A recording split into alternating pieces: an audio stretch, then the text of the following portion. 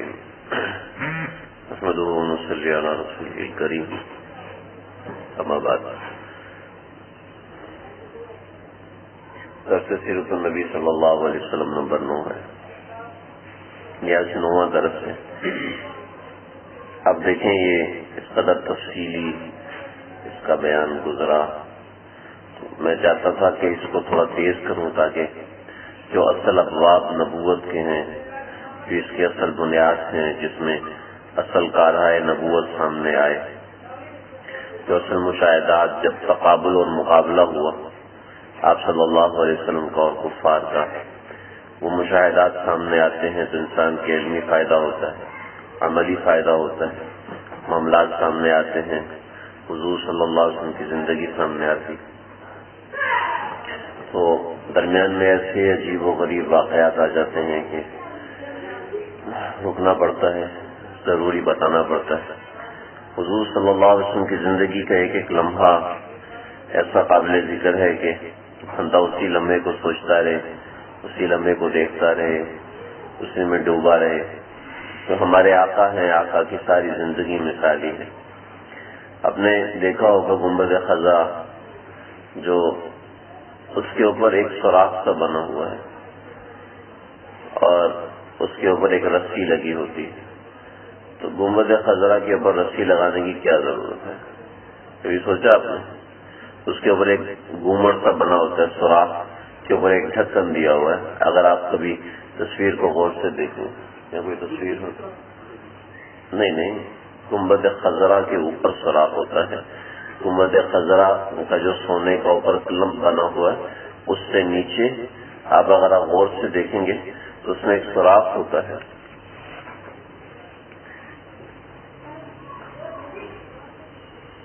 یہ گنبد خضرا کی تصویر ہے. اس کے اس جگہ پر تھوڑی سی بڑی تصویر میں آپ نا اس جگہ پہ دیکھیں گے اور یہ ایک رسی جا رہی ہے. یہاں پر چھوٹی تصویر ہے، واضح نہیں ہوا، تو یہاں پر ایک رسی سی جا رہی ہے. حضرت عائشہ رضی اللہ تعالی عنہا حیات تھیں، آپ صلی اللہ علیہ وسلم کا انتقال ہو چکا تھا. تو حضرت عمر نے صلاۃ استسقاء پڑھوائی تو بارش نہیں ہوئی، پھر پڑھوائی بارش نہیں ہوئی، پھر پڑھوائی بارش نہیں ہوئی. تو حضرت عائشہ نے عرض کیا کہ استسقاء پڑھتے جا رہے ہیں، بارش نہیں ہو رہی، کیا مطلب ہے؟ تو کہنے لگیں کہ ایسا کرو کہ آپ صلی اللہ علیہ وسلم کے جو حجرہ مبارک ہے جس میں قبر ہے، اس کے اوپر ایک سوراخ کر دو. جب دھوپ قبر مبارک پر پڑے گی تو اللہ کو برداشت نہیں ہوگا کہ دھوپ پڑے، تو اللہ بارش فرما دیں. چنانچہ اس میں سوراخ کر دیا تو جیسے ہی سوراخ ہوا تو فوراً بارش ہونا شروع ہو گئی. تو اب بارش بند نہیں ہو رہی تھی تو کہا اس سوراخ کو بند کرو. اس سوراخ پہ ڈھکن دیا تو بارش بند ہو گئی. چنانچہ بعد میں جب اس کے اوپر گنبد بنا، پہلے سفید بنا، پھر قطعی ہوا، پہلے سفید بنا، پھر یہ گولڈن کلر کا ہو گیا، جیسے آج مسجد اقصی کا گولڈن رنگ کا محراب ہے، ایسے ہی یہ محراب بھی گولڈن ہو گیا، اس کلر کا ہو گیا مسجد نبوی کا. اور اس کے بعد پھر ابھی کوئی 200-150 برس ہوئے ہیں کہ اس کو سبز کر دیا، اس مینار کو، اس گنبد خضرا کو سبز کر دیا. لیکن جس جگہ وہ سوراخ کیا تھا اس سوراخ کو ویسے ہی برقرار رکھا. آج بھی وہ سوراخ موجود ہے، بس اس کے اوپر ڈھکن دیا ہوا ہے، ساتھ رسی لگائی ہے. کسی کو اجازت نہیں ہے کہ وہ سوراخ گنبد خضرا کے اوپر چڑھ سکے. چنانچہ اس رسی کو اڑاتے ہیں، اس رسی کو اوپر تھوڑا سا اوپر ہو کے اڑاتے ہیں، اس کے ساتھ پھر رسی کو کھینچتے ہیں تو ڈھکن کھل جاتا ہے اور بارش شروع ہو جاتی ہے. اور پھر رسی کو دوسری طرف سے کھینچتے ہیں، وہ ڈھکن بند ہو جاتا ہے، پھر بارش بند ہو جاتی ہے. تو آج بھی یہ منظر آپ دیکھ سکتے ہیں گنبد خضرا کی کسی بھی تصویر کے اندر آپ کو یہ چیز نظر آ جائے گی. تو یہ تو ایک بات ہے، ایسے زندگی کا ایک ایک منظر ہمارے سامنے زندہ جاوید ہے، اس کا کوئی نہ کوئی مشاہدہ، کہیں نہ کہیں مشاہدہ ہم کر سکتے ہیں. تو بہرحال جو اصلی حقیقی معاملات ہیں وہ تو انشاءاللہ آئیں گے، 2-3 درس گزر جائیں، امید ہے اس کے بعد آ جائیں، ورنہ درمیان کے حالات تو ایسے جیسے آج آپ صلی اللہ علیہ وسلم کی عمر کا 7واں حصے تک، 7ویں برس تک ہم جائیں گے. تو جب آپ صلی اللہ علیہ وسلم 4 برس کے ہوئے تو حضرت دائی حلیمہ نے آپ صلی اللہ علیہ وسلم کو واپس پہنچایا. واقعہ تفصیل سے میں نے بتایا تھا کہ کیوں واپس پہنچایا. شق صدر ہوا تھا تو ڈر گئی تھی، کہنے لگی کوئی جن اور کوئی جادو ان کو شر اور شیطان نہ ہو. چنانچہ اس سے بچنے کے لیے آپ صلی اللہ علیہ وسلم کو واپس بھیج دیا. حضرت آمنہ نے ان کو تسلی کروائی. حضرت حلیمہ سعدیہ واپس تشریف لے گئے. تو حضرت آمنہ کے ساتھ آپ صلی اللہ علیہ وسلم جو ہیں 2 برس رہے، 5واں برس اور 6واں برس. 6 برس میں حضرت آمنہ مدینہ میں گئیں اور آپ صلی اللہ علیہ وسلم کے ننیال بنو نجار، قبیلہ بنو نجار وہاں پر ہے. تو ہم نے وہ جگہ دیکھی ہے، پورا ایک کھنڈر بنا ہوا ہے، 4 دیواری بنائی ہوئی ہے بنو نجار کی زمین کے آگے پیچھے. تو یہ 4 دیواری بنو نجار کی ایک نشانی ہے. وہاں پر آپ صلی اللہ علیہ وسلم کا ننیال، حضرت آمنہ کا ننیال وہاں پر موجود تھا. یعنی حضرت آمنہ کا ننیال ہوا تو آپ صلی اللہ علیہ وسلم کا بھی ننیال ہوا. حضرت آمنہ کا سسرال جہاں حضرت آمنہ کی بیعت کے مکہ تشریف لائی تھی، تو وہ وہاں پر حضرت آمنہ اپنے والدین سے ملنے کے لیے گئی تھی. تو ام ایمن آپ کے ہمراہ تھی. تو ایک دن یہ ہوا کہ یہودیوں نے آپ صلی اللہ علیہ وسلم کو دیکھ لیا. تو ان میں سے 2 یہودی تھے. ان 2 یہودیوں نے کہا کہ ہمیں آپ صلی اللہ علیہ وسلم سے ملاقات کروائیں. تو 2 آدمی یہ مدین کے تھے، جو خاص طور پہ مدینہ آئے تھے. ان کی کتابوں میں کچھ واقعات درج تھے. ان واقعات کی بنیاد پر وہ مدین پہنچے، مدین سے ادھر مدینہ آئے تھے. اور وہ حضرت آمنہ کے گھر آئے اور کہا کہ ہمیں محمد کو دکھا دے ایک نظر. تو آپ صلی اللہ علیہ وسلم کو ایک نظر دیکھا تو کہنے لگے کہ ھذا نبی ھذہ الامہ، یہ اس امت کا نبی ہے، یہی اس امت کا نبی ہے.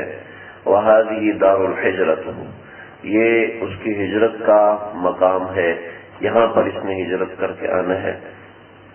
وسیکون بہا من القتل والسبی امر عظیم، اور یہاں پر بہت بڑا قتل و قتال ہونا ہے، ایک بہت بڑا واقعہ ہونا ہے. لہذا ان کو ختم کر دو، ان کو آج ہی ختم کر دو. جب حضرت آمنہ نے سنا تو ڈر گئیں، ڈر آئی، والدین سے مشورہ کیا اور واپس نکل گئی. تو مدینہ سے مکہ کی طرف واپس جا رہی تھی، اور یہی ڈر تھا. اسی ڈر کی وجہ سے معروف راستہ چھوڑ دیا اور دوسرے راستے سے آئی. تو ابوا کے مقام پر پہنچی تو کوئی ایسی تکلیف ہوئی، ایسی اذیت ہوئی. کچھ بھی نہیں لکھا ہوا کہ ہوا کیا. سوچتے ہیں کہ ہارٹ اٹیک ہوا ہوگا یا کوئی مسئلہ ہوا ہوگا، لیکن کچھ کہہ نہیں سکتے. حضرت آمنہ کی اس وقت کی عمر تھی 20 برس. 20 برس کی عمر ہے اور ان کا انتقال ہو رہا تھا. عجیب منظر ہوگا. آپ صلی اللہ علیہ وسلم کی عمر 6 برس، کائنات کا سردار. اور اگر ایک دن پہلے انتقال ہوا ہوتا تو چلو نانا اٹھا لیتے، نانی اٹھا لیتی، نانی خیال کر لیتی، خالہ خیال کر لیتی، پھوپھی خیال کر لیتی، کوئی آپ کا خیال کر لیتا. اور 2 دن بعد ہو جاتا تو مکہ پہنچ جاتی کہ وہاں پر دادا تھے، چچا تھے، اتنے عزیز و رشتے دار تھے. لیکن 6 برس کی عمر میں اللہ نے آپ کو تڑپایا ہے کہ آپ کو میں نے اس امت کا سردار بنانا ہے. جس کو بڑا بنایا جاتا ہے اس کو پھر ایسے ہی تڑپایا جاتا ہے. ابوا کے مقام پر حضرت آمنہ کا آپ صلی اللہ علیہ وسلم کو چھوڑ کر رخصت ہو گئی. اور کچھ بھی کہا جا سکتا ہے، کچھ بھی سوچا جا سکتا ہے، لیکن تفصیلات اس واقعے کی کہیں بھی درج نہیں ہے کہ کیسے انتقال ہوا، کس وجہ سے انتقال ہوا. تو یہاں پر حضرت آمنہ آپ صلی اللہ علیہ وسلم کو چھوڑ کر دنیا سے چلی گئی. باپ تو پیدائش سے پہلے ہی جا چکے تھے اور ماں نے پیدائش کے 6 برس میں آپ کا ساتھ چھوڑ دیا. تنے تنہا ایک نوکرانی کے کندھے پر سر رکھ کے رو رہے ہیں. نوکروں سے کہاں تسلی ہوتی ہے؟ نوکر کیا سمجھا سکتے ہیں؟ نوکر سمجھائیں بھی تو کتنا سمجھا سکتے ہیں. تو امن کو آپ اپنی امی کہا کرتے تھے، جس نے غم کے موقع پر میرا ساتھ دیا ہے۔ غم کے موقع پہ کوئی بھی نہیں تھا اور یہ میرے ساتھ تھی۔ تو اللہ نے کیسے غم سے اپنے حبیب کو گزارا ہے۔ 6 برس کی عمر میں ماں آنکھوں کے سامنے مر رہی ہے، جس بچے کو پتہ ہی نہیں کہ مرنا ہوتا کیا ہے، اور وہ گری ہوئی ماں کو کبھی ہاتھ سے پکڑ کے اٹھاتے ہوں گے، کبھی پاؤں سے پکڑ کے اٹھاتے ہوں، امی اٹھو چلو اٹھو چلو۔ کون آتا ہوگا؟ اغوا میں آج بھی کوئی نہیں رہتا۔ تو آج سے 1436 ابھی منفی کرو اور اس سے 57 اور منفی کرو، تو کتنے 100 برس پہلے کون رہتا ہوگا؟ ہم نہیں جا سکے اغوا، کچھ ایسے معاملات تھے، ظاہر بات ہے ہمارا ویزا جو ہے وہ مکہ اور مدینہ کا تھا، بڑی حسرت تھی اغوا جانے کی۔ تصویریں دیکھی ہیں حضرت مائی آمنہ کی قبر کی کہ اغوا کے مقام پر حضرت آمنہ کی قبر مبارک آج بھی موجود ہے۔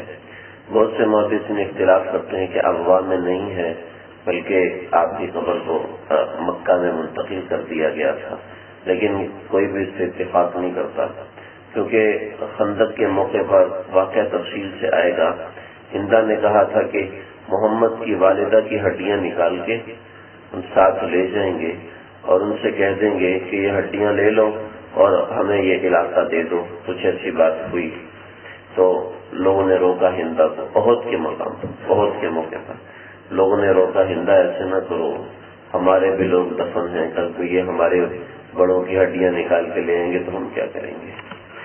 تو مائی آمنہ اغوا میں دفن ہے۔ بہرحال مجھے تو یہی سمجھ میں آیا، اور مختلف محدثین نے مختلف باتیں لکھی۔ حضرت آمنہ کے بارے میں ایک بڑی زبردست روایت ہے، گرچہ ضعیف ہے، اس کے مقابلے میں اور روایتیں بھی نقل کی ہیں، تو میں ان روایات کو نقل نہیں کروں گا، بس ایک روایت بتا رہا ہوں، اگرچہ اس کے اوپر محدثین کا اتفاق نہیں ہے، لیکن چونکہ روایت ہے اس لیے میں سنا رہا ہوں۔ عائشہ فرماتی ہیں حج بنا رسول اللہ صلی اللہ علیہ وسلم حجۃ الوداع، حجۃ الوداع کے موقع پر، اس کا مطلب ہے کہ سب سے آخر میں یہ واقعہ ہوا ہے۔ حجۃ الوداع آخری سفر ہے آپ کا، اس سے پہلے کی جو روایات ہیں وہ پہلے کی روایات ہیں، حدیبیہ کے مقام پر، حدیبیہ کے موقع پر کی روایت ہے، اور عمرۃ القضاء کے موقع کی روایت ہے، اور یہ آخری روایت حجۃ الوداع کے موقع کی روایت ہے۔ تو آخری جو روایت ہے اگرچہ ضعیف ہے، یہ پہلے کی تمام روایات کو منقطع کر دیتی ہے، ایک طرح سے ان کو ختم کر دیتی ہے، لیکن پہلے کی جو روایت ہے وہ صحیح ہے اور یہ روایت ضعیف ہے، اس لیے مقابلہ تھوڑا خطرناک بن جاتا ہے۔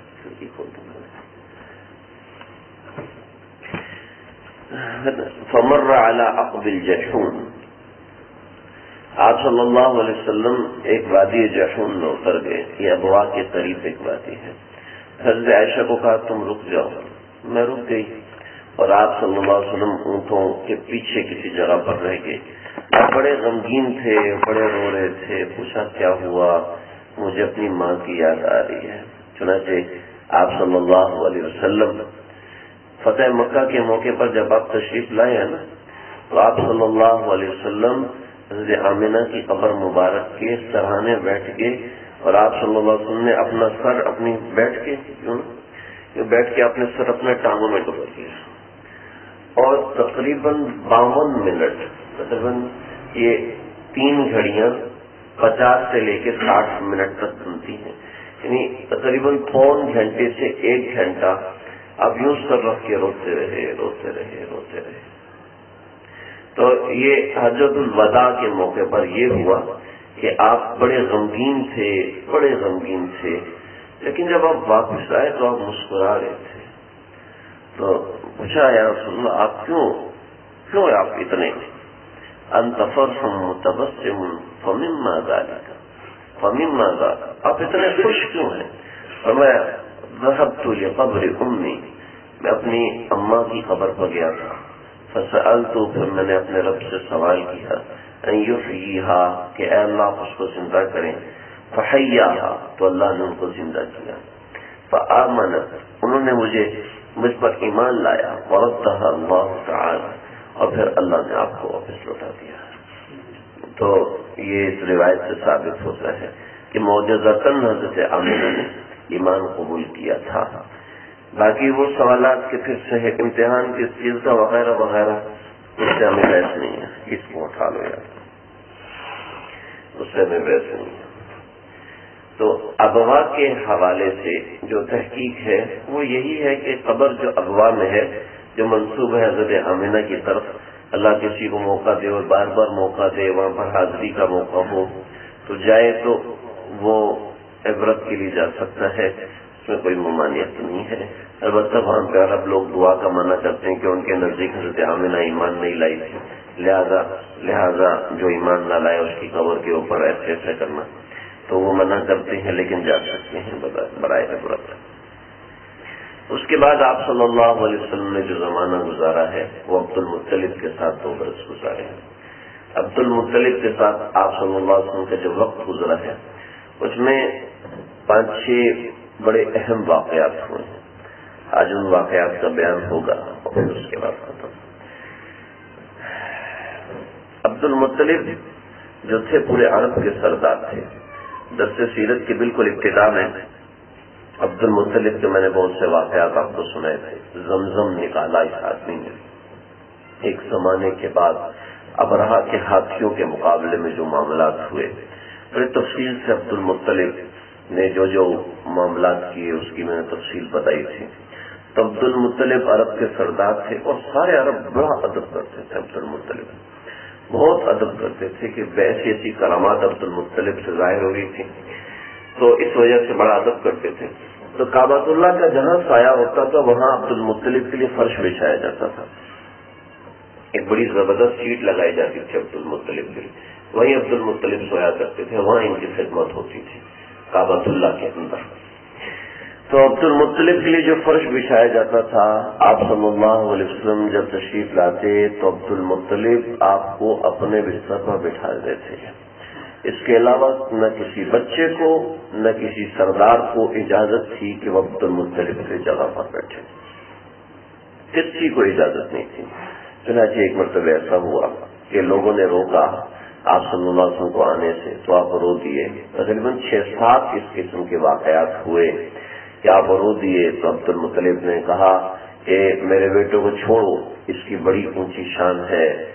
فواللہ لشأننا، میرے بیٹے کی بہت اونچی شان ہے، لہذا اس کو چھوڑ دو، میرے بیٹے کو آنے دو. دعو ابنی فواللہ ان لہ لشأنا، اس کی بہت اونچی شان ہے، اس کا بڑا اونچا مقام ہے. پھر آپ صلی اللہ علیہ وسلم کو اپنے ساتھ بٹھا لیا کرتے تھے. ایسے ہی ایک مرتبہ ہوا کہ بنو مدلج کے جو قیافہ شناس تھے انہوں نے عبد المطلب سے کہا کہ یہ جو لڑکا ہے تمہارے ساتھ یہ کون ہے؟ یہ میرا بیٹا ہے. لگے کہ ذرا خیال کرنا مقام ابراہیم کیسا ہے جن لوگوں نے مقام ابراہیم کیا ہے؟ مقام ابراہیم وہ پتھر ہے جس میں حضرت ابراہیم علیہ السلام کے قدم مبارک جمے ہوئے ہیں. حضرت انس رضی اللہ تعالیٰ عنہ فرماتے کہ میں نے خود دیکھا کہ مقام ابراہیم نے حضرت ابراہیم کے قدم مبارک اپنے اندر سمو لیے تھے، جما لیے تھے. تو مقام ابراہیم کے اندر آپ، لیکن اس کا پاؤں کا اگلا حصہ پاؤں کا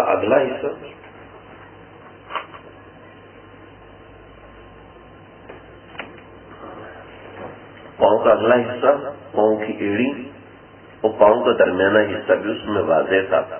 لیکن لوگوں نے برکت کے لیے اس کو ہاتھ لگا کے اس کا درمیان والا حصہ مٹا دیا. تو لیکن ابھی بھی درمیان والے حصے کا اثر باقی ہے. تو مقام ابراہیم کے پتھر کے اوپر شیشے لگا کے اس کے اندر پاؤں کا حالہ بنا کے اس نشان کو محفوظ کیا ہوا، تاکہ کوئی ہاتھ لگانا بھی چاہے تو شیشے کے اوپر ہاتھ لگائے، اس پاؤں کے اس نشان کے اوپر اس کا ہاتھ نہ لگے. تو یہ اس پتھر نے حضرت ابراہیم کے قدم کو اپنے اندر سمو لیا، اپنے اندر جذب کر لیا. آج بھی الحمدللہ اللہ نے مجھے بھی سعادت دی کہ میں نے بھی اس کی زیارت کی. اللہ سب لوگوں کو وہاں کی زیارت کروائے. یہ پتھر تھا جس کے اوپر حضرت ابراہیم بیٹھ کے خطبہ دیا کرتے تھے, کھڑے ہو کے خطبہ دیا کرتے تھے. اور حضرت ابراہیم نے اس پتھر پہ کھڑے ہو کے خانہ کعبہ کی تعمیر فرمائی تھی. کہ خانہ کعبہ کی اونچی تعمیر کرنی ہو تو پتھر اونچا ہو جاتا, پھر اونچا کرتے کرتے کرتے کرتے جو اونچائی تک تعمیر گئی تو پتھر بھی اونچا ہوتا گیا, نیچائی تک تعمیر گئی تو پتھر بھی نیچا ہوتا گیا. تو یہ مقام ابراہیم ہے. تو قیافہ شناس جو ہوتے تھے وہ ایک چیز کو دیکھ کر پہچان لیتے تھے. ہمارے اپنے گاؤں میں ایک جاسوس ہے, اس کا نام مقبول ہے. اس کو ISI والے لے گئے, کہتے تو اتنا زبردست اتنا ذہین آدمی تو یہ گاؤں میں بیٹھا ہوا چل ہمارے ساتھ. تو اس کو باقاعدہ لے کر جاتے ہیں. وہ پاؤں دیکھ کر نا, میں نے ایک دفعہ گاؤں میں دیکھا کڑھائیاں رکھی ہوئی الٹی 3-4 جگہوں پہ. کیا ہوا یہاں کڑھائی کر گئے, چپ ہو جاؤ ابھی دیکھنا کیا ہوتا ہے. اس نے دیکھا, آیا, اس نے کڑھائی اٹھائی, پاؤں دیکھتے ہی کہا یہ بندہ اس گاؤں کا ہو سکتا ہے, اس کے علاوہ کسی گاؤں کا نہیں ہو سکتا. اس گاؤں میں چلو. اس گاؤں میں گئے, اس گاؤں میں اس کو گاؤں کو گھمایا, گاؤں میں گھمایا, بازاروں میں گھما, چور کو پکڑ لیا, یہ بندہ ہے. اس کو پکڑا, بٹھایا موٹر سائیکل پر, وہاں جب پاؤں لگا ہوا تو اس پاؤں کے ساتھ لگا کے اس کا پاؤں لگا, بالکل وہی پاؤں تھا. تو یہ تو اچھا, یہ اپنے ابا کی نسبت آتا ہے. اس کا ابا پاؤں دیکھ کر پورا نام نسب بول دیتا تھا کہ یہ بندہ یہاں کا رہنے والا ہے, اس وقت یہ یہاں پر ہو رہا ہے. یہ قیافہ شناس ایسے ماہر ہوتے تھے. ابھی تو علم اٹھتا جا رہا ہے نا دنیا سے. پہلے ڈاکٹر نبض دیکھ کے بتا دیتے تھے اس کو کیا کیا مرض ہے, اور آج ڈاکٹر ٹیسٹ دیکھ کر بھی نہیں بتا سکتا کہ اس کو مسئلہ کیا ہے. تو علم تو دنیا سے اٹھتا جا رہا ہے نا. تو پہلے لوگ سمجھدار تھے. ابن العیون رحمۃ اللہ علیہ تھے یا کوئی اور تھے, ان کو وہ عورتوں کو چیک نہیں کرتے تھے. عورتوں کو پردے کے پیچھے سے کہتے تھے تم دھاگا پکڑ لو, اور میں یہاں سے دھاگا پکڑ لیتا ہوں. دھاگا پکڑ کے کہتے تھے مرض نہیں بتا سکتا, دوائی لکھ کے دے دوں گا. تو مرض نہیں بتاتے, دوائی لکھ کے. مردوں کو نبض پکڑ کے مرض بھی بتاتے, دوائی بھی بتاتے, لیکن عورتوں کو دھاگا پکڑ کے کہتے میرے پاس علم کی کمی ہے. دھاگا پکڑ کے بتاتے کہ یہ جو ہے میں دوائی لکھ کے دے دیتا ہوں, مرض کا مجھے نہیں پتا. تو ایک عورت آئی, اس نے دھاگا پکڑایا, انہوں نے دھاگا پکڑ کے پریشان ہو گئے. کاغذ لاؤ, کاغذ لکھا 1 کلو کچا گوشت, 1 گلاس دودھ. اس مریض کو ان 2 چیزوں کی ضرورت ہے, 1 کلو کچا گوشت, 1 کلو دودھ. تو اپنی زبان میں لکھا تھا. ایک ڈاکٹر سے کسی نے کہا کہ ڈاکٹر وہ کمپاؤنڈر سے کسی نے کہا بھائی یہ ڈاکٹر پرچی پہ کیا لکھتے ہیں جو صرف دکان ڈسپینسری والا پڑھ سکتا ہے, اس کے علاوہ کوئی نہیں پڑھ سکتا. یا اس نے لکھا ہوتا میں نے لوٹ لیا, اب تو بھی لوٹ لے. ایک ڈاکٹر صاحب نے کسی کو دعوت نامہ بھیجا. اس نے دعوت نامہ میڈیکل اسٹور میں لے کر گیا, کہتا یار یہ پڑھ کے دکھا دو. تو اس نے 4 گولیاں اور 2 سیرپ نکال کے بھی دے گئے, 450 روپے دیتے ہیں. تو وہ بس ایسے ہی ہوتا ہے, ایسے نہیں ہوتا, تو ایسے مزاق کے طور پہ کیا. تو علم ایسا ہوتا ہے. تو اس نے پرچی کہا یہ کیا دوائی ہے, بھائی مجھے کیا پتا کیا دوائی ہے, تم بتاؤ. بھائی اس میں لکھا ہوا ہے دوائی یہ ہے کہ 1 کلو گوشت اور 1 گلاس دودھ. تو وہ ہنسنا شروع ہو گئی. کیا ہوا, تو ہنس کیوں رہی ہے؟ کیا مسئلہ یہ ہے کہ میں بلی کو لے گئی تھی اور دھاگا میں نے بلی کے بازو پہ باندھ دیا تھا. انہوں نے دھاگے سے پکڑ کے شناخت کر لی کہ اس مریض کو اس چیز کی ضرورت ہے. تو یہ ہوتا تھا علم. آج ہمارے بڑے بڑے سن نہیں ہے نا, وہ بتاتے ہیں اگلے آنے والی نسل تو یقین نہیں کرے گی, نبض پاؤ کر کے ایسے بتا دیا اس کو یہ مرض ہے. جو آگے جو نسل آ رہی ہے اس کو تو کبھی بھی یقین نہیں آئے گا, اور آج کل ہمیں بھی یقین نہیں آتا تو آگے آنے والی نسل کو کہاں سے یقین آئے گا. لیکن پہلے زمانے کے لوگوں کو اللہ نے علم دیا تھا, شعور دیا تھا. وہ دھاگے میں انسان کی دل کی دھڑکن نوٹ کر لیتے تھے. آج تو اسٹیٹوسکوپ کے ذریعے بھی نوٹ نہیں کر سکتے. تو خیر, تو وہ اس زمانے کے لوگ عالم تھے. کہنے لگا کہ اپنے بھتیجے کا خیال رکھنا. ابھی کیا ہوا کہ اس کے پیر مقام ابراہیم پر لگے ہوئے نشان والے پیر سے بالکل ملتے ہیں. اس کے پیر مقام ابراہیم پہ لگے ہوئے پیروں سے بالکل ملتے ہیں. عبد المطلب جو ہے بڑے حیران رہے تھے کہ انہوں نے کیسی عجیب بات کی. اور یہ ان کے سامنے ایک بہت بڑا ثبوت تھا. آگے بھی بڑے ثبوت آئے. تو پہلے لوگ اس قسم کے علم رکھتے تھے قیافہ شناسائی کا. ترکی کے اندر آپ صلی اللہ علیہ وسلم کے قدم مبارک کا ایک نشان محفوظ ہے. ایک پتھر نے آپ صلی اللہ علیہ وسلم کے قدم مبارک کے نشان کو محفوظ کر لیا تھا. تو وہ ترکی کے اندر محفوظ ہے. وہ دیکھیں اور مقام ابراہیم پر پتھر کا نشان دیکھیں. وہ ایگزیکٹ ایک طرح کے بالکل ایک طرح کے دونوں وہ بالکل ایک طرح سے ہیں. تو یہ یہاں تک ایک بات ہوئی. دوسری بات کچھ لوگ کہتے ہیں کہ آپ صلی اللہ علیہ وسلم کے اس مقام ابراہیم کے پتھر نے آپ حضرت ابراہیم کے قدم کے نشان کو محفوظ کیا. تو کچھ لوگ یہ کہتے ہیں کہ آپ صلی اللہ علیہ وسلم کا قدم مبارک بھی جس پتھر پر پڑتا تھا اس پتھر کا نشان محفوظ ہو جاتا تھا. تو اس کی اتنی سی حقیقت ہے کہ صرف ایک پتھر نے جو لیلۃ الاسریٰ کے اندر آپ نے اس پہ پاؤں رکھا تھا صرف اس نے آپ کے قدم مبارک کے نشان کو محفوظ کیا تھا جو آج بھی محفوظ ہے. کتابوں میں نہیں لکھا کہاں محفوظ ہے لیکن میرا اندازہ ہے کہ ترکی میں جو پتھر رکھا ہوا ہے جس میں آپ کے قدم مبارک کا نشان ہے وہ وہی پتھر ہے جس نے آپ کے قدم مبارک کے نشان کو محفوظ کیا ہے. اللہ ہم سب کو زیارت نصیب فرمائے. اس کی تصویروں میں زیارت تو ہر کوئی کر لیتا ہے, وہاں جا کے زیارت نصیب فرمائے. تو برحال پھیکی آمین کہہ رہے ہیں, مضبوط آمین کہیں گے. پھر یہ سوچتے ترکی کیا کرنے جائیں گے, صرف نشان دیکھنے ترکی جائیں گے. اللہ کے بندو, اللہ کے نبی سے عشق ہو نا, اللہ کے نبی سے عشق ہو, اس سے محبت ہو, ہم صرف اس ہوا کو سننے بھی چلے جائیں گے. تو آپ صلی اللہ علیہ وسلم سے ہو کے ٹکرائی ہے. اور یہ تو محبت کے اثرات ہیں, کسی کو کم کسی کو زیادہ ہوتے ہیں, تو بڑی بات ہے. خیر کچھ لوگ تو یہ کہتے ہیں, لیکن محدثین انکار کرتے ہیں کہ پتھروں کے نشان, پتھروں کے اوپر آپ کے قدموں کا نشان ثبت نہیں ہوا کرتا تھا. یہ تو خاص کوئی کیس ہوا ہے حضرت ابراہیم کے ساتھ, وہ خاص کیس ہوا میں بھی بتاتا ہوں. دوسری بات, کچھ لوگ کہتے ہیں کہ آپ صلی اللہ علیہ وسلم کے قدموں کے نشان پڑتے ہی نہیں تھے. کچھ لوگ ایسے بھی کہتے ہیں کہ آپ صلی اللہ علیہ وسلم جب چلا کرتے تھے تو آپ کے قدموں کا نشان زمین پر پڑتا ہی نہیں تھا. ایسی کوئی روایت نہیں ہے. آپ جب چلتے تھے آپ کے قدموں کا نشان بھی پڑتا تھا. کچھ لوگ یہاں تک کہتے ہیں کہ آپ صلی اللہ علیہ وسلم جب چلتے تھے تو دھوپ میں سورج میں چلتے تھے تو آپ کا سایہ نہیں ہوتا تھا. یہ بھی کہتے ہیں, یہ بھی بات درست نہیں. کچھ لوگ اس سے آگے بڑھ کے کہتے ہیں نہ صرف آپ کا سایہ نہیں ہوتا تھا بلکہ آج گنبد خضرا کو بھی دیکھ لو, اس کا بھی سایہ نہیں ہوتا. بات یہ ہے کہ گنبد خضرا بالکل درمیان میں ہے, اس کا سایہ اگر پڑے گا تو چھت پر پڑے گا, آپ کو تو نظر نہیں آئے گا. لیکن جب سورج بالکل غروب ہوتا ہے تو میں نے خود اس کا سایہ دیکھا ہے. تو ایسی بھی کوئی بات نہیں ہے. یہ باقاعدہ پوری تقریر میں نے خود اپنے کانوں سے سنی کہ گنبد خضرا کا سایہ نہیں ہوتا. جاؤ مشاہدہ کر کے دیکھ لو, ظاہر بات ہے جانے والے تو ہے نہیں, نعرہ تو زاری مارتے ہیں اور مولوی صاحب کے پیسے کھڑے ہو جاتے ہیں. وہ اتنی زبردست کر مولوی صاحب تو چیز سنائی, یہ لو 100 روپے آ جی.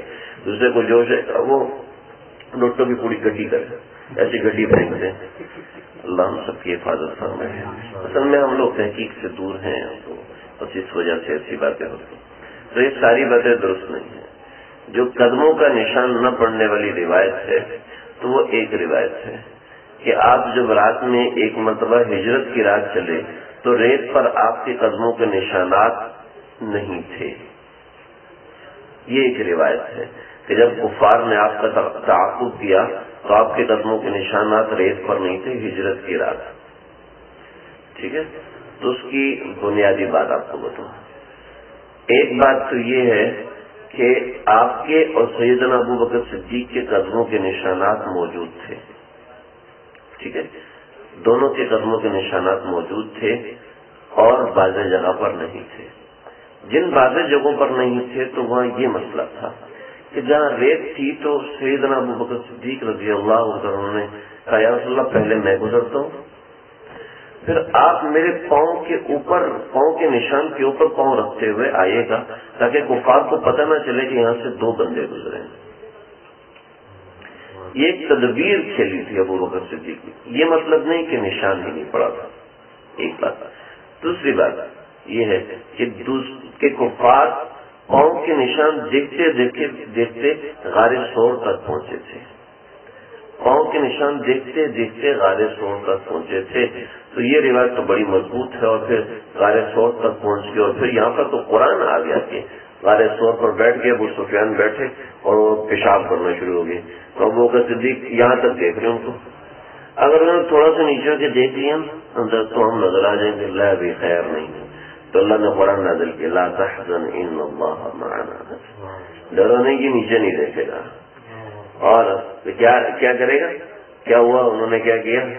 یہ جالا لگا ہوا ہے اور یہ کبوتر نے انڈے دیے، یہ جالا تو محمد کی پیدائش کے پہلے کا یہاں پر موجود ہے، کسی نے نا کوئی پھڑ ماری ہے تو محمد کی پیدائش کے پہلے کا موجود ہے، یہ اندر سے کیسے جائے گا؟ اور جس کبوتر نے انڈے دیے، روایتوں میں آتا ہے کہ حرم کے آگے پیچھے جو کبوتر بیٹھے ہوتے ہیں، جو دانا کھا رہے ہوتے ہیں، لوگ ان کو دانا ڈال رہے ہوتے ہیں، تو جو حرم میں جو کبوتر ہوتے ہیں وہ اسی کبوتر کی نسل میں سے جس نے غار ثور پہ انڈے دیے تھے۔ تو بہرحال تو یہ اس کی وضاحت ہے۔ آپ صلی اللہ علیہ وسلم کے قدموں کے نشانات بھی پڑا کرتے تھے، آپ صلی اللہ علیہ وسلم کا سایہ بھی موجود ہوتا تھا۔ روایتوں میں موجود ہے، حدیثوں میں موجود ہے کہ آپ نماز پڑھ رہے تھے اور آپ صلی اللہ علیہ وسلم قرات کر رہے تھے اور آپ کی داڑھی مبارک کھل رہی تھی، جو کہ ہم نے زمین پر پڑتے ہوئے سائے میں دیکھی۔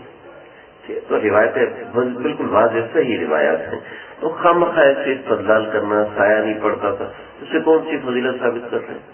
اس سے کیا ثابت کریں اگر سایہ نہیں پڑتا تھا؟ ہاں بعض جگہ سایہ نہیں پڑا، واقعات نہیں پڑا، اس کی وجہ بھی بیان ہوئی ہے کہ اوپر آپ کے ایک بادل تھا جس نے آپ کے سایہ کیا ہوا ہے، تو سایہ میں سایہ تو نہیں بنتا، ٹھیک ہے، سایہ میں سایہ نہیں بنا کرتا۔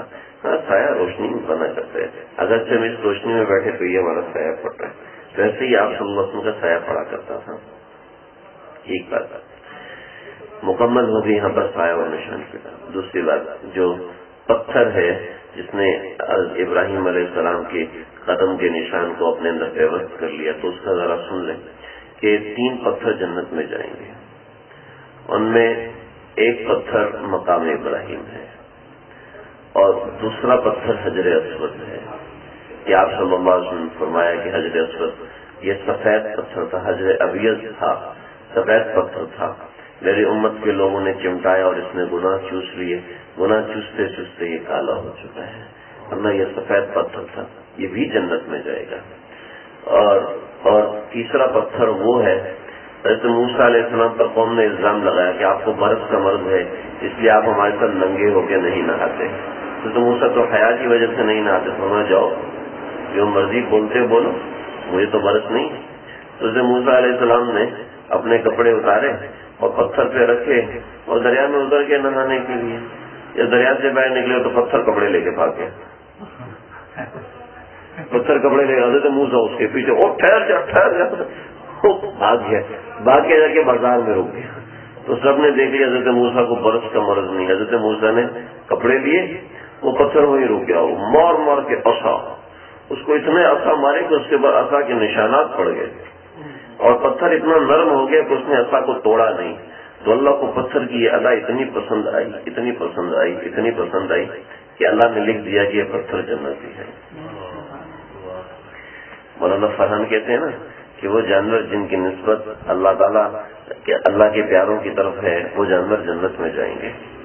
جیسے اصحاب کہف کا کتا ہے، وہ کتا نسبت ہوگی اللہ والوں کی طرف، وہ جنت میں جائے گا۔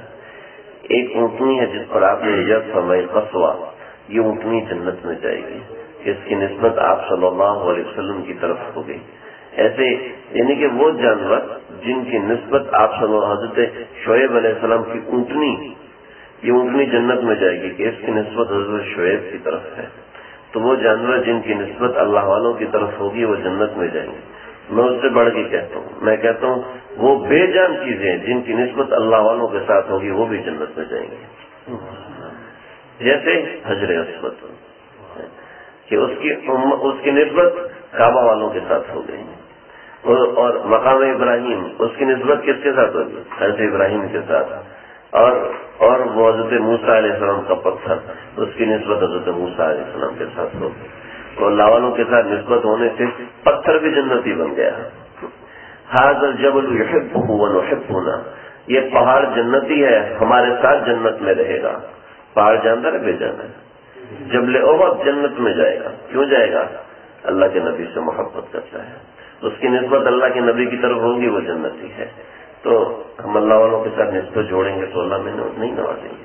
کچے ہیں، پکے ہیں، گندے ہیں، غلیظ ہیں، خبیث ہیں، جیسے بھی جڑ کے رہیں. خیر، یہاں تک تو بات ہوگی آپ صلی اللہ علیہ وسلم کی نسبت کی.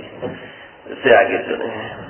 بنو نجران جو ہے سورہ آل عمران آیت نمبر 1 سے لے کے آیت نمبر 65 تک نجران والوں سے مقابلہ ہے قرآن مجید میں. تو نجران والے عیسائیت کے اندر سب سے آگے تھے اور ان سے کوئی مقابلہ نہیں کر سکتا تھا عیسائیت کے اندر. تو ان کا جو سب سے بڑا اشرف اعظم، جو سب سے بڑا پادری تھا، وہ کعبۃ اللہ آیا کرتے تھے. تو وہ کعبۃ اللہ آیا، حضرت عبد المطلب کو تو سارے جانتے تھے، چونکہ سردار تھے تو سارے سرداروں سے آ کے ملا کرتے تھے. تو کہنے لگے حجر اسود کے درمیان اور حجر اسود اور کعبۃ اللہ کے ساتھ حجر اسود کیا لگا، تو حضرت عبد المطلب یہاں بیٹھے ہوئے تھے. تو وہ آیا اور کہنے لگا ایک بڑی فکر کی بات ہے جو میں آپ کو بتانا چاہتا ہوں. کہ وہ کیا بات ہے؟ کہنے لگے کہ آپ کی یہ جو آبادی ہے، اس آبادی میں بنو اسماعیل ہے. بنو اسماعیل کے اندر اللہ ایک نبی بھیجیں گے اور اسی جگہ پر وہ نبی آئے گا اور نبی وہ آخری نبی ہوگا.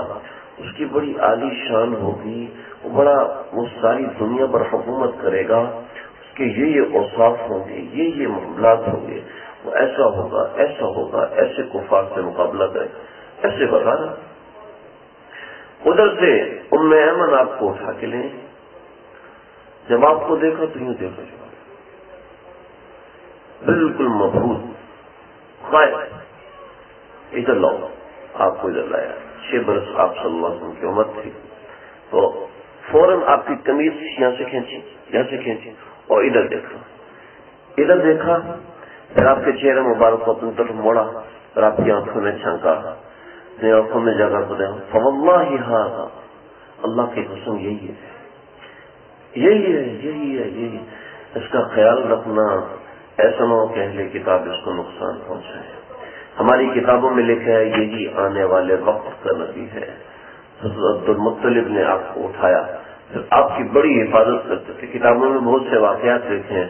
ام ایمن کی درگت بھی بنائی تھی عبد المطلب نے کہ تم کیوں خیال نہیں رکھتے. واقعہ بھی میرے پاس لکھا ہے، اس کو ذکر کرنے کی ضرورت نہیں. پھر آپ صلی اللہ علیہ وسلم کی بڑی شان تھی. 6 برس کی عمر تو تھی، لیکن آپ کام بڑوں سے بھی زیادہ اچھا کرتے تھے.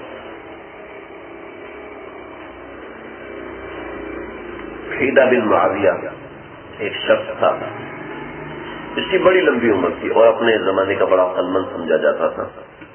تو اس نے آپ صلی اللہ علیہ وسلم کے زمانے میں آ کے اسلام قبول کیا تھا. تو لوگوں کو بتایا.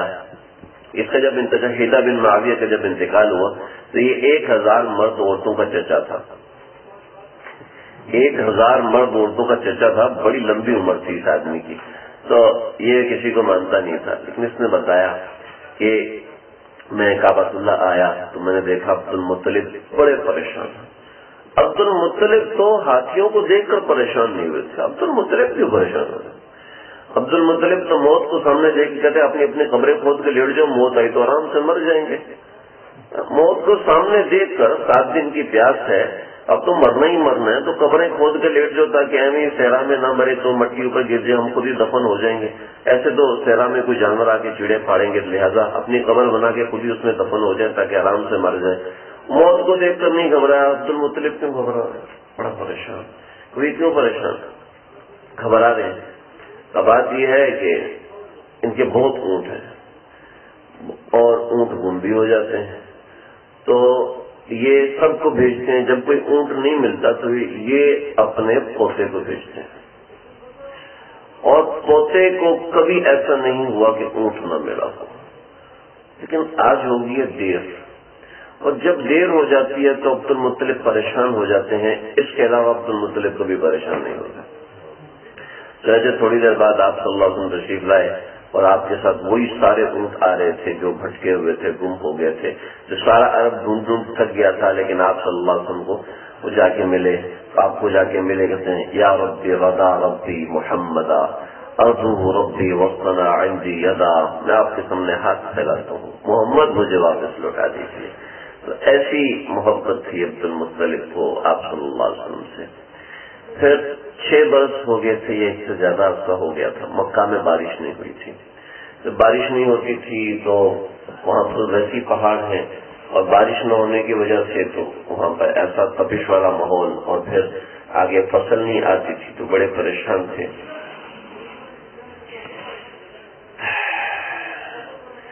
صلاۃ استسقاء پڑھ تھک، استسقاء کے ہیلے کر تھک گئے۔ اس زمانے میں صلاۃ استسقاء نہیں ہوتی تھی، استسقاء کے ہیلے ایسے کرتے تھے کہ گایوں کی دموں میں آگ لگا دیتے تھے، وہ چیختی تھیں، چنگاڑتی تھیں، ان کے چیخنے چنگاڑنے کے بعد بارش ہونا شروع ہو جاتی تھی۔ تو اس قسم کے وہ ہیلے کیا کرتے تھے، جیسے یہ سارے ہیلے کر تھک گئے تو پھر وہاں پر عبد المطلب کی جو اس وقت ایک اہلیہ تھی، رقیق بنت سیفی، رقیق بنت سیفی، یہ عبد المطلب کی اہلیہ تھی۔ انہوں نے خواب دیکھا رات کو۔ خواب کیا دیکھا؟ خواب یہ دیکھا کہ یا معاشر العرب، ایک آدمی ہے وہ بڑی اونچی آواز میں اعلان کر رہا ہے، یا معاشر العرب ان هذا النبي المبعوث منهم هذا بأن أي وقت خروجه به اليتيم حيا أي بالقصر المطرد الأعم والقصب فانظروا رجل من وساطهم، کہ تمہارا ایک ایسا زمانہ آ رہا ہے کہ تمہارے اندر آخر الزمان نبی پہنچ رہا ہے، اس نبی کے ساتھ تم اٹھو، اور ایک ایسا آدمی جس کا سرخ رنگ ہے، لمبا قد ہے، باریک ناک ہے اور باریک ہونٹ ہے، رنگ ایسا ہے، سر ایسا ہے، پیٹھ ایسی ہے، وہ اٹھے اور دعا مانگے تو اللہ تمہاری دعا قبول کریں گے۔ جب صبح اٹھی تو تھر تھر کانپ رہی تھی، کیسی خطرناک آواز، ایسی گرجدار آواز لوگوں کو سنایا، کہ اللہ کی قسم ایسا شخص تو عبد المطلب ہی ہو سکتا ہے۔ چنانچہ عبد المطلب کا خواب پہنچا، انہوں نے سارے قبیلوں میں سے ایک جوان لیا، اور جوان لے کر آپ صلی اللہ علیہ وسلم کو کندھوں پر بٹھایا، اور کندھوں پر بٹھا کر پہاڑ پر چڑھے اور بارش کی دعا کی۔ ابھی دعا ختم نہیں ہوئی تھی کہ بارش ہونا شروع ہو گئی، اتنی بارش ہونا شروع ہوئی کہ ساری وادی پانی سے بھر گئی، کعبۃ اللہ پانی سے بھر گیا۔ ایسی بارش ایسے وقت میں ہوئی کہ پہاڑ سے اترنے کا وقت بھی نہیں ملا۔ تو یہ آپ صلی اللہ علیہ وسلم کی ظاہری کرامت ایک پہلی انہوں نے دیکھی۔ پھر بس آخری واقعہ، 6 برس کی عمر میں آپ 8 برس کی عمر میں آپ 7 برس کی عمر میں آپ صلی اللہ علیہ وسلم کو آشوب چشم کا مرض ہو گیا۔ سارے لوگ پریشان، ہر جگہ سے علاج کروایا، آشوب چشم ٹھیک نہیں ہوا۔ آشوب چشم یہ مرض آج تو کوئی مرض نہیں رہا، پہلے یہ مرض ایسا ہوتا تھا کہ بندے کی آنکھیں بھی باہر نکل آتی تھی اس مرض کی وجہ سے، اور آنکھیں ضائع ہو جاتی تھی 100% آنکھیں ضائع ہو جاتی تھی۔ تو جس جگہ علاج ہوتا تھا سب جگہ کرا دیا۔ تو کسی نے کہا کہ مکہ سے باہر فلاں ایک پادری بیٹھتا ہے، اس کے پاس جائیں، لہٰذا وہ علاج جس کا کرتا ہے اس کو شفا ہو جاتی ہے، وہ جس کا علاج کرتا ہے اس کو شفا ہو جاتی ہے، تو آپ ان کو بھی وہاں پر لے کر جائیں۔ چنانچہ عبد المطلب نے جیسی سنا تو بھاگ کے وہاں پہنچے، تو پہنچ کر دروازہ کھٹکھٹایا تو اس نے راہب ہر وقت عبادت کرتے ہیں، اور اتنا بڑا راہب بھی تھا اور ڈاکٹر بھی تھا، دم ایسا کرتا تھا کہ سب کی آنکھیں ٹھیک ہو جاتی تھی، تو نہیں نکلا۔ پھر دروازہ کھٹکھٹایا، نہیں نکلا۔ تیسری مرتبہ دروازہ کھٹکھٹایا، نہیں نکلا، تو اس گرجا گھر میں زلزلہ آنا شروع ہو گیا۔ یہ 2 روایتوں میں ملا کے بتا رہا ہوں، زلزلہ آنا شروع ہو گیا۔ دوڑ کے باہر نکلا تو آپ کو دیکھا، کیا مسئلہ ہے؟ کہ میرے بچے کو آشوب چشم ہے، رک جاؤ۔ آپ کو اندر لے کر آیا، ابھی رکو، اندر گیا، غسل کیا، غسل کرنے کے بعد اپنی ایک کتاب کھولی، یوں کتاب میں دیکھا، یوں دیکھا، یوں کتاب میں دیکھا، یوں دیکھا، یوں کتاب میں دیکھا، یوں دیکھا، تو کہنے لگا یا عبد المطلب وہ رمد، اب یہ آشوب چشم کا مریض ہے؟ نام ہاں، یہ کہنے لگا کہ تجھے پتا یہ کون ہے؟ کون ہے؟ کہا کہ یہ وہ ہے جس کا نام لے کر میں لوگوں کو دم کرتا ہوں، ان کا آشوب چشم ٹھیک ہو جاتا ہے۔